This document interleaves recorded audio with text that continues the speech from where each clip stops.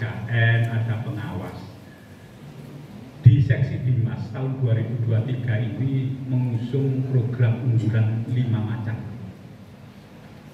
Ini utamanya penyuluh P3N sebagai mitra kami yang ada di KUA, tentu juga sama-sama dari pengawas. Ini harus sama-sama ikut mengawal program unggulan dari seksi Bimas Islam Kantor Kementerian Agama Kabupaten Tuban. Yang pertama adalah kami beri tagline Tuban Bangga, Tuban Bangun Keluarga. Ini unggulan dari Kantor Kementerian Agama pada seksi Bimas Islam, Tuban Bangun Keluarga. Kira-kira untuk membentuk sebuah keluarga dengan hanya mengandalkan lembaga KUA, kira-kira mampu tidak? Bapak-bapak, ibu-ibu, yang sebegitu kompleksnya permasalahan rumah tangga, ini kalau hanya diserahkan pada satu lembaga KUA, kira-kira mampu? Saya kira berat. Karena itulah kemudian kami mengusung tagline Tuban Bangga, Tuban Bangun Keluarga. Ini nanti kami akan bekerjasama dengan stakeholder yang ada di Kabupaten Tuban, dari pemerintah daerah, dari dinas-dinas yang terkait. Nanti kami ajak kerjasama untuk membangun keluarga di Kabupaten Tuban ini. Sebab apa? Di Tuban ini Bapak Ibu yang kami hormati, di tahun 2022 ini angka perceraiannya cukup tinggi, menembus angka, saya catat data resminya itu ada 1909. Satu tahun angka perceraian jadi rondoannya Tuban Bungslan itu 1909. Kalau sudah rondo termasuk dudanya juga ada 1900. Dari angka talak cerai itu kemudian kami telah lagi yang 644 itu bapak-bapak yang menggugat ibu.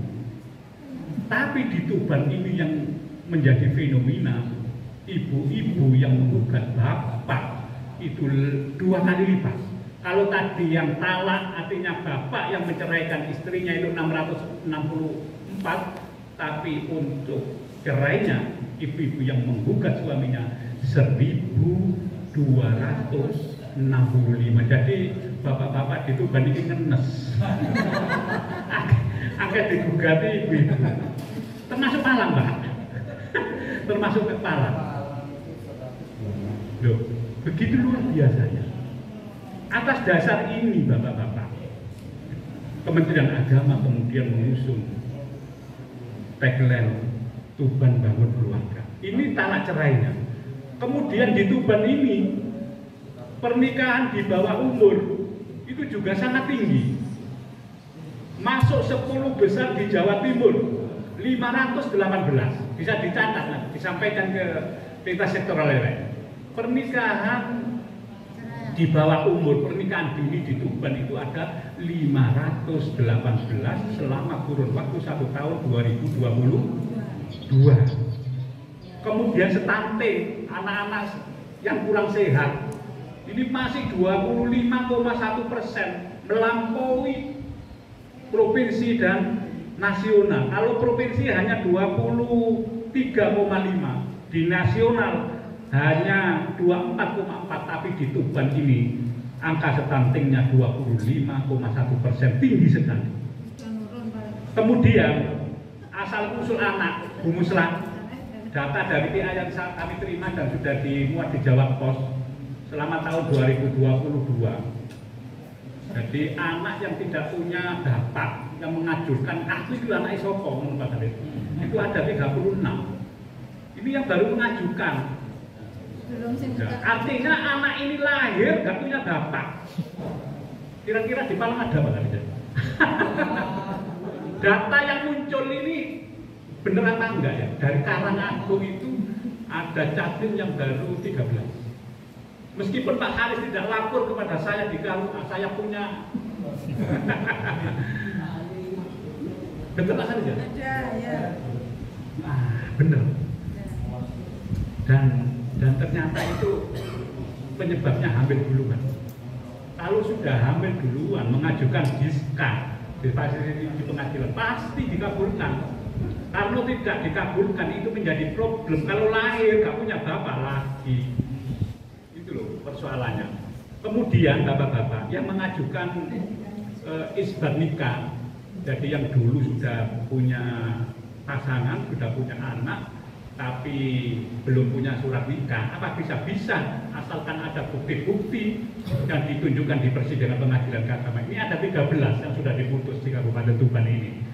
Atas dasar kasus-kasus inilah Bapak-Bapak Ibu, kami dari Kementerian Agama mengusung program apa tadi Bapak? Tuban Bangga, Tuban Bangun Keluarga.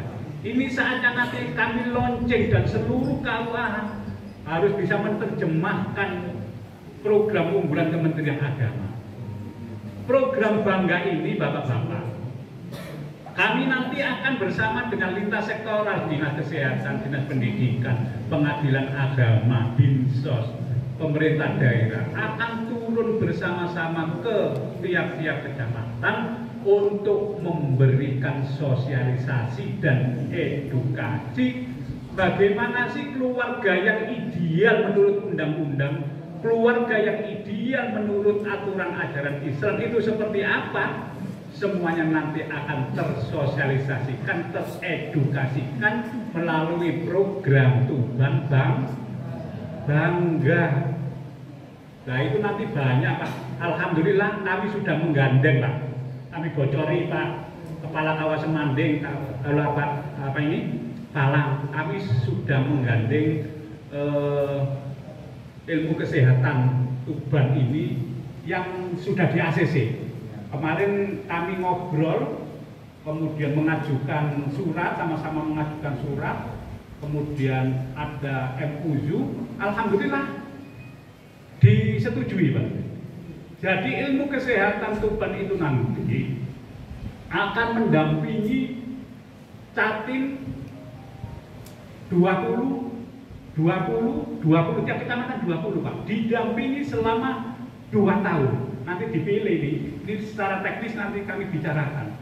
Jadi mulai nikah sampai perjalanan waktu 2 tahun ini nanti ada pendampingan dari tim kami, tim Tuban apa tadi? Tuban Bangga. Nah tentu nanti karena terbatas hanya 20, tentu karena waktu, tenaga Pak, dan alat yang harus dibagi seluruh kecamatan, 20 kecamatan, tiap-tiap kecamatan itu sementara nanti 20. Nanti tentu yang memilih 20 yang harus didampingi oleh tim Tuban Bangga ini siapa? Tentu kepala KUA-nya. Nah ini tentu nanti akan berkoordinasi dengan panjenengan semuanya, terutama P3N, dan penyuluhan juga kami libatkan dari sisi agamanya. Jadi ini masih konsep, kami belum launching.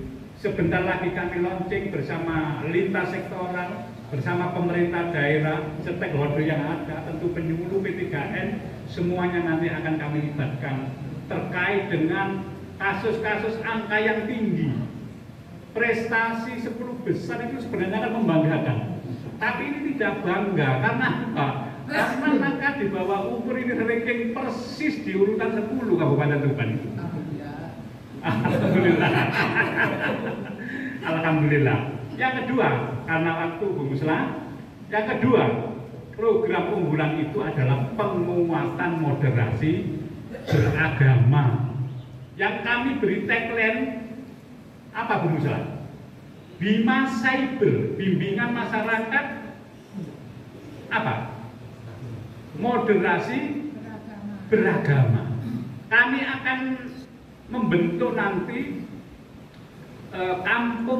percontohan kampung moderasi beragama yang sudah kami lirik Bu Musla itu Kelurahan Cingking.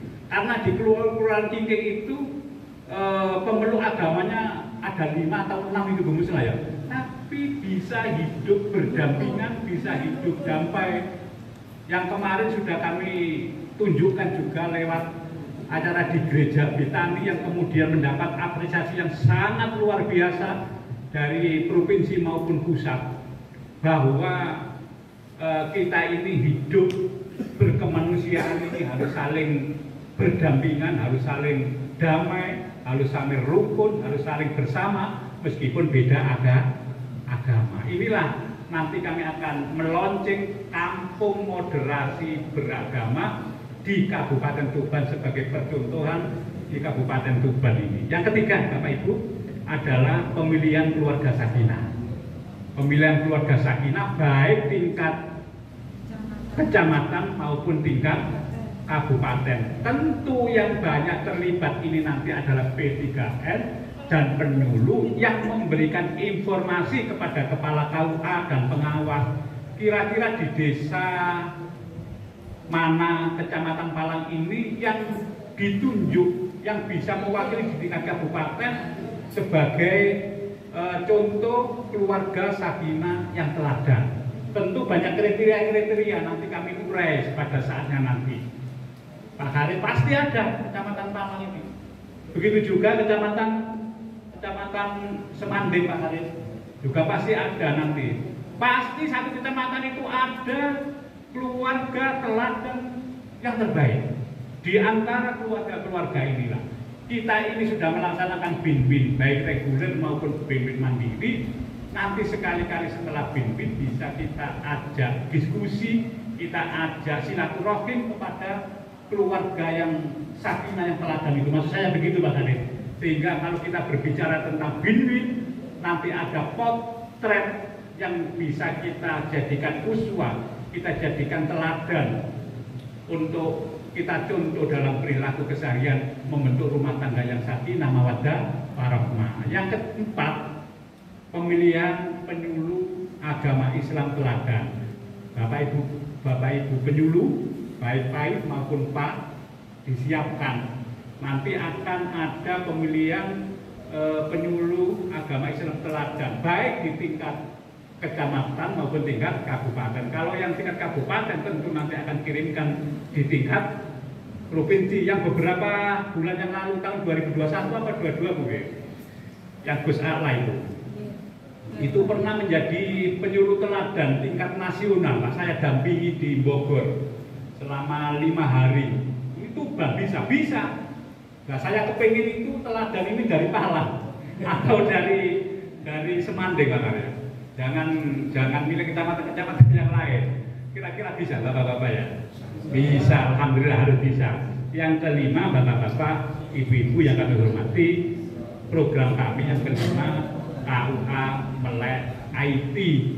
Ini tiap-tiap KUA nanti harus punya Instagram, harus punya TikTok. Sudah punya? Belum. Kalau TikTok apa di program? Oh iya harus. Tapi TikTok yang bukan untuk goyang-goyang. Ya, tapi TikTok yang untuk edukasi. Harus punya akun di tiap-tiap KUA nanti itu supaya apa? Program-program dari P3N, program dari penyuluh, program dari pengawas, program dari KUA nanti menyatu di akunnya KUA masing-masing. Sehingga apa? Dakwah kita ini semakin luas.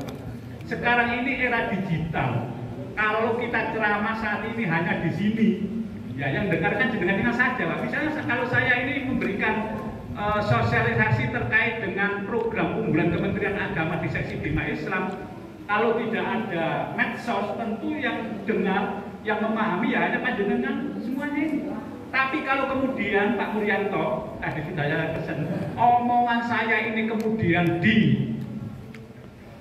video dimasukkan medsos, nanti tidak hanya di sini, sekabupaten Tuban nanti bisa melihat.